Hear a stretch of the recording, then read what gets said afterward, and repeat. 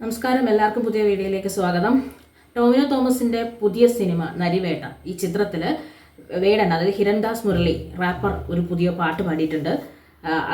പൊതുവേ വേടൻ്റെ പാട്ടുകൾക്ക് വലിയ ഒരു ഫാൻസ് ഉള്ളതാണ്.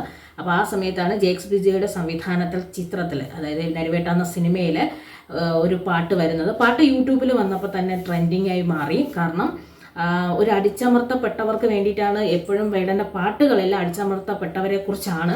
അപ്പോൾ ഈ സിനിമ പോലീസുകാരും ഈ കുടിയേറ്റക്കാരും തമ്മിലുള്ള ഒരു ഫൈറ്റിനായിട്ട് റിലേറ്റ് ചെയ്ത സിനിമയാണ്. മുമ്പ് നടന്ന ചില സംഭവങ്ങളുമായി മുത്തങ്ങ സംഭവവുമായിട്ടൊക്കെ ബന്ധമുണ്ടെന്ന് നമ്മൾ ട്രെയിലർ വഴി പറയുന്നുണ്ട്. പക്ഷെ അത് സിനിമ കണ്ടാലേ അറിയാവും മുത്തങ്ങ സംഭവമാണോ ഇതല്ലാതെ ഒരു കഥയാണോ എന്നൊക്കെ. എന്തായാലും വേടൻ്റെ ഒരു പാട്ട് ഈ ചിത്രത്തിലുണ്ട്. വേടൻ അതിൽ അഭിനയിച്ചിട്ടുമുണ്ട്, പാടി അഭിനയിച്ചിട്ടാണുള്ളത്. ഈ പോലീസുകാർ വണ്ടിക്കകത്ത് പിടിച്ചിട്ട് പോകുമ്പോൾ ആ മൈക്കും കൊണ്ട് വയ്ക്കുമ്പോൾ അവരുടെ കൂട്ടത്തിൽ നിന്ന് പാടുന്ന ഒരു സീനൊക്കെ ഉണ്ട്. അതൊക്കെ എന്തായാലും കാണുമ്പോൾ നല്ലൊരു ഒരു ഫൈറ്റ് സീൻ, അതായത് സമരത്തിൻ്റെ ഒരു തീഷ്ണത കൂട്ടുന്ന തരത്തിലാണ് പോയിരിക്കുന്നത്.